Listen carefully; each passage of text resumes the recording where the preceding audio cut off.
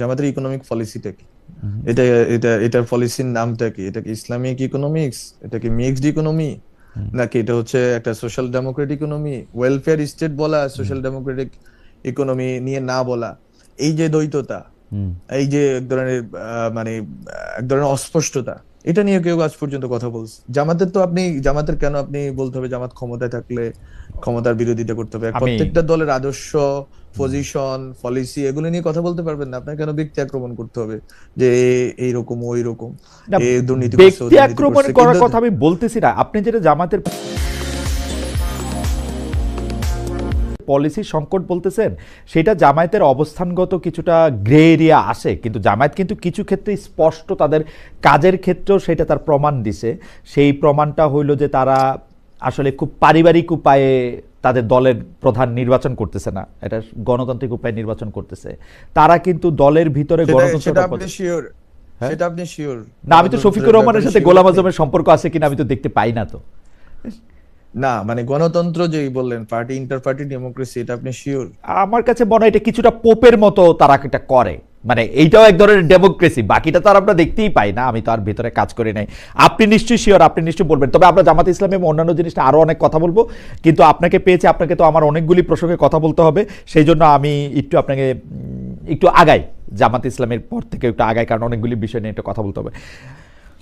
সেটা হলো যে আপনার কি এই কথা কখনো মনে হয়েছে যে ক্লিন্টন ফাউন্ডেশনে যখন ডক্টর মোহাম্মদ ইউনূস আপনাকে নিয়ে গেলেন এবং সবার সামনে পরিচয় করে দিলেন, যে অনেকেই ভাবেন যে জুলাই আন্দোলনটা আসলে এমনি এমনি হয়েছে, এটার পিছনে কোনো একটা ডিজাইন ছিল না, এবং একটা মেটিকুলাস ডিজাইন এবং মাস্টারমাইন্ড জাতীয় শব্দ তিনি ব্যবহার করেন, এবং বর্তমানে যিনি প্রেস সচিব আছেন ডক্টর মোহাম্মদ ইউনূসের, তিনিও আসলে আপনাকে পরিচয় করিয়ে দিয়েছিলেন যে এখানের মধ্যে আমার একটা লাইন, আপনার একটা লাইন আমার খুব মনে আছে, এটা আমার কাছে খুব স্ট্রাইকিং লাইন মনে হয়। আর সেই লাইনটা হচ্ছে জুলাইয়ের পর পর আপনাকে যখন প্রশ্ন করা ছিল আপনি এখন কি করবেন, আপনি বলছিলেন যে আমি ঘুমাবো। তখন বাংলাদেশের মানুষ, আমরা যারা সাধারণ মানুষ আছি, তাদের কাছে কিন্তু আপনার অবস্থান এবং যারা জুলাইতে যারা আন্দোলন করেছে তাদের সবার অবস্থান হচ্ছে এক একজন জাতীয় বীরের। আপনার সঙ্গে আমার অনেকবার কথা হয়েছে, আপনি জানেন যে জাতীয় বীরের মর্যাদা মানে পাওয়া। তো সেই জায়গায় কি আপনার কাছে এটা মনে হয় যে আপনাকে যখন সিঙ্গেল আউট করা হলো, নাকি ডক্টর মোহাম্মদ ইউনূস যে আপনাকে মাস্টারমাইন্ড বললেন বা বললেন যে এটার মেটিকুলাস ডিজাইনটা ওর করা, এরকম একটা ধারণা যখন দিলেন, শফিক সাহেব যখন আপনার এরকম একটা ইন্টারভিউ নিলেন, মানে এইটা কি আপনার পলিটিক্যালি হেল্প করলো নাকি আপনাকে আরেকটু আইসোলেটেড করলো? কি মনে হয় আপনার, জানাব মাহফুজ আলম? আমার অনেক কথা তো আপনি বললেন, কিন্তু আমার যেটা আমি মনে হচ্ছে যে আমি আসলে আমার কাজটা করছি। আমি আসলে সিঙ্গেল আউট হইতেও চাই নাই, কেউ আমাকে করুক এটাও চাই নাই। অবশ্যই এটা আমার পলিটিক্যাল জার্নিকে অনেক ক্ষেত্রেই আমাকে বাধাগ্রস্ত করছে। কারণ হচ্ছে তখন মানুষ একটা কমন টার্গেট পেয়ে গেছে, যে যার উপরে সব দোষ চাপাই দেওয়া যায়, যে হুম। নন্দ ঘোষ। হুম। ফলে নন্দ ঘোষটা আমি হয়ে গেলাম আর কি। সো এইটা তো আমার জন্য অনেক বড় একটা কঠিন জার্নি ছিল এবং এখনো আছে। কিন্তু স্যারের ক্ষেত্রে আমি যেটা বলবো সেটা বা মানে এটা ব্যাখ্যা করা হয়েছে। স্যারের পজিশন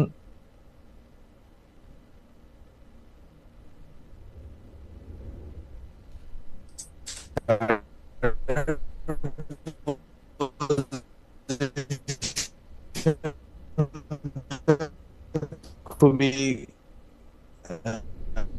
মানে আমি যদি মনে করি, স্যার যেভাবে হচ্ছে পুরা দুনিয়াতে সফর করেন এবং যেভাবে তরুণদেরকে পরিচয় করাই দেন, এটা কোনোভাবে আমি জানতাম না আমি ক্লিন্টন প্রোগ্রামে আমি হবে। প্রথমেই হচ্ছে ওই যে একজন ছেলে উঠে চলে গেল, সে তো একটা বুঝে একটা জায়গাতে এই যে ডাক পাবো এটাও আমি জানতাম না। এবং আমি কথাগুলো বলতেছেন, পুরো বর্ণনাটা দিচ্ছেন, তখন এই কথাটা বললেন। এবং স্যার যেভাবে গত তার জীবদ্দশায় আপনারা জানেন, উনি তরুণদেরকে সামনে নিয়ে আসতে চান, উপস্থাপন করা করা হয়েছে যে ওকে he is the only one, এবং সেই একমাত্র সবকিছু করে ফেলছে। That was not me actually. স্যারের আগের পরে বক্তৃতাও দেখতে পারেন, স্যার তো এলিভেট করতে চায় যে কাউরে, কিন্তু এই এলিভেশনটা মানে একটা গ্লোবাল প্ল্যাটফর্মে এলিভেশন আর বাংলাদেশের রাজনৈতিক যে অনেকগুলো কমপ্লেক্সিটির মধ্যে, সেটা অবশ্যই এটা অন্য একটা ভিন্ন মিনিং দাঁড়ানো হয়েছে এবং আমাকে তো এটা ভুগতে হয়েছে অবশ্যই। আহ, মাহফুজ আলম এখনো ওনার সরকারি বাসায় আছেন, সরকারি বাসভবনে। এই সরকারি বাসভবনগুলি একটু পুরনো হওয়ার কারণে এইটার মানে এটার যে রিসিপশন, সেই রিসিপশনটা একটু খারাপ। আমরা দর্শকদের কাছ থেকে একটু ক্ষমা চেয়ে নিচ্ছি। আমরা আশা করব যে রিসিপশনটা একটু ভালো হবে। আবির ভাই, আমি একটু আপনাকে একটু চেষ্টা করতে বলি যে এটা যাতে একটু রিসিপশনটা ভালো হয়। মাহফুজ সাহেবের কাছে আমার একটা প্রশ্ন আছে। সেই প্রশ্নটা করার আগে আমাদের একজন দর্শকের মতামত আমি একটু পড়তে চাই। সেই দর্শক, হ্যাঁ, সেই দর্শকের মতামত আমি একটু পড়তে চাই। দর্শকের মতামতটা খুঁজতেছি আসলে। আবার হ্যাঁ, মাহফুজ কিছু বলতেছিলেন? না না, ওকে। না, এই এত লোকেশন চেঞ্জ করলে আরেকটা হইলে সেটা আগে করা উচিত ছিল আবির ভাই। তো অনুষ্ঠানের মাঝখানে এটা লোকেশন চেঞ্জ করতে হবে না, এটা Okay. মধ্যে তা রাখেন। You have to do it like যখন এটা শুরু হয় না তখন। আমি যেটা দেবাশিস দাস উনি বলতেছেন যে খালেদ সাহেব আগে কিন্তু আপনাকে সম্মান করতাম, এখন ইচ্ছা হয় না সম্মান করতে। যাই হোক, আমি জানি না মানে জামায়াতের উনি উনি উনি উনি উনি কি প্রসঙ্গে এটা বললেন। আমি যেটা দেখি আর কি, যারা মাহফুজ আলম, আমি যেটা দেখি যে আপনি এটার মধ্যে বলতেছিলেন যে আপনার পলিটিক্যাল জার্নিটা একটু ক্ষতিগ্রস্ত হয়েছে, কারণ এর মধ্যে থেকে হচ্ছে যে পলিটিক্যাল জার্নিটা ক্ষতিগ্রস্ত হয়েছে কারণ যে কোনো ব্যর্থতা, এটা সরকারের ব্যর্থতা হোক, এনসিপির ব্যর্থতা হোক, সাধারণ একটা মবকে কন্ট্রোল করতে না পারা হোক, সেইটার জন্য আসলে দায়টা আপনার উপর যাওয়ার একটা ব্যবস্থা হয়েছে। কিন্তু আমরা একটা ইন্টারেস্টিং জিনিস দেখলাম যে আপনি ডক্টর মোহাম্মদ ইউনূস আপনাকে এই আন্দোলনের একজন মানে পেছনে থাকা, যিনি এই পুরো আন্দোলনটার অর্কেস্ট্রার একটা কন্ডাক্টরের ভূমিকা নিছেন, তার কথা বলছেন। কিন্তু আপনি তথ্যমন্ত্রী হওয়ার পরও বা নাহিদ সাহেব তথ্যমন্ত্রী থাকার পরও আমরা দেখলাম ইউনূস সাহেবের মুখপাত্র হিসেবে কাজ করতেছেন একজন প্রেস সচিব।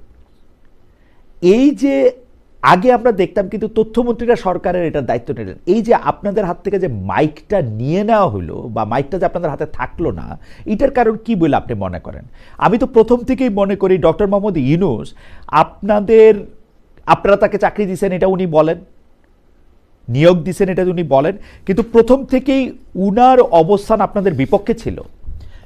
কারণ আপনি যেটা বললেন সেটার সাথে আমি একমত। আপনাকে টার্গেট করা হয়েছে, কিছু ক্ষেত্রে নাহিদ সাহেবকে টার্গেট করা হয়েছে, আসিফ সাহেবকে টার্গেট করা হয়েছে, কিন্তু মাইক্রোফোনটা দেওয়া হয়েছে হচ্ছে উনার পছন্দের প্রেস সেক্রেটারির কাছে। আপনার কাছে কিরকম মনে হয়? যেমন আমি আরেকটা ছোট কথা বলি,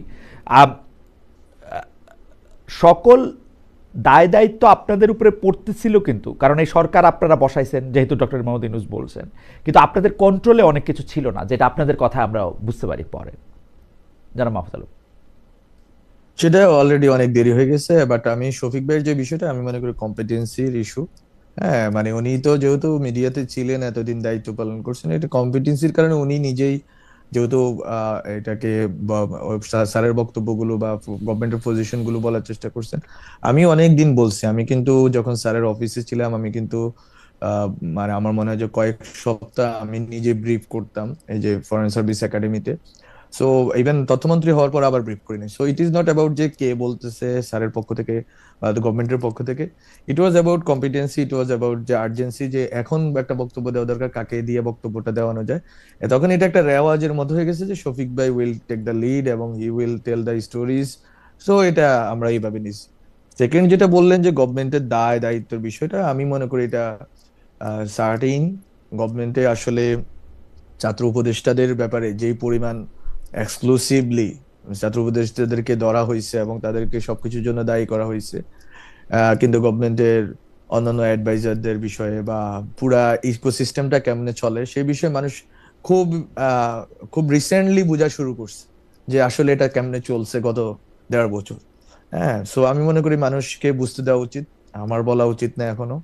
হ্যাঁ, মানুষকে বুঝতে দেওয়া উচিত, আসলে ধীরে ধীরে যখন আনফাল্ড হবে, বোঝা শুরু করবে মানুষ। অনেক গালি খাইছি আমি, আমি আরো কিছুদিন খাইতে চাই, সমস্যা নাই। বাট যখন মানুষ বুঝবে, they will feel sorry for আস।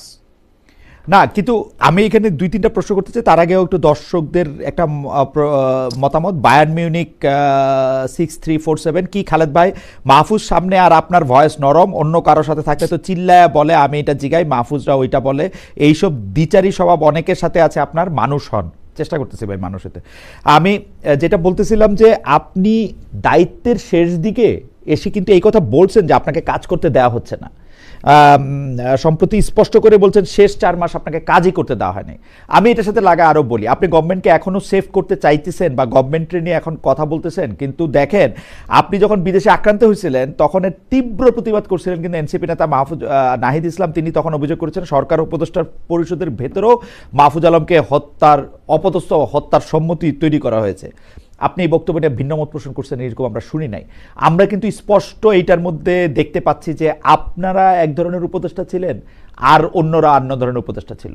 আমি আপনার কথা বলতেছি না, আপনার অন্য যে 2 উপদেষ্টা ছাত্রদের মধ্যে থেকে আসছেন তাদের বিরুদ্ধে অনেক ধরনের অভিযোগ, সরাসরি দুর্নীতির অভিযোগ আসছে। আপনার বিরুদ্ধে কি ধরনের অভিযোগ আসছে সেটা আমি আপনার পরে বলতেছি। আপনার বিরুদ্ধে পরিবার, আপনার ভাই ইত্যাদি ইত্যাদি নিয়ে আপনার বিরুদ্ধে অভিযোগ আসে। তাহলে আপনারা কি উপদেষ্টারা কি মানে সরকারের মধ্যে 2 ভাগ হয়েছিলেন? অনেক উপদেষ্টারা কিন্তু এরকম বলতে চেষ্টা করছে যে আমরা অনেক কাজ করতে পারি না, বিকজ ইঙ্গিতটা হচ্ছে আপনারা। আবার আপনারা একদম সরাসরি বলছেন এই উপদেষ্টারা আপনাদের হত্যাযোগ্য করছে। আপনি বলছেন আপনাকে কোনো কাজ করতে দেওয়া হয় না, একটু যদি বলেন। ওকে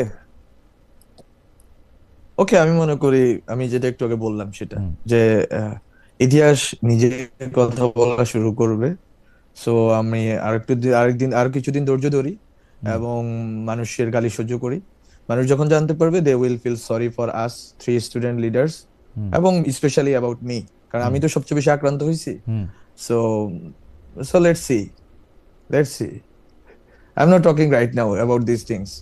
ঠিক আছে, কারণ হচ্ছে আপনি যেটা বললেন যে একবার স্পষ্টভাবে আমি যদি বলি, প্রথম দিকে যেটা বলা হইলো যে অনেকে বলার চেষ্টা করছে যে আমরাই সবকিছু ঠিক করি, that is not true, that is not true. কিন্তু এই কথাগুলি তো ডক্টর মোহাম্মদ ইউনূস এই ধারণাগুলি সবচেয়ে বেশি দিয়েছেন। আমি একদম নিরপেক্ষভাবে বলি, ডক্টর মোহাম্মদ ইউনূস এই ধারণাগুলি সবচেয়ে বেশি দিয়েছেন। ডক্টর মোহাম্মদ ইউনূস বারবার বলছেন যে এটা মানে এই ধারণাগুলি এবং উনার ব্যর্থতার দায় উনি শিফট করছেন আপনাদের কাঁধে। উনি ইশাককে মেয়র হইতে দেন নাই, এটা উপদেষ্টা পরিষদের সিদ্ধান্ত, সেই সিদ্ধান্তটা চাপাইছেন হচ্ছে আসিফের ঘাড়ে। আমি একদম স্পষ্ট এটা বলতে পারি।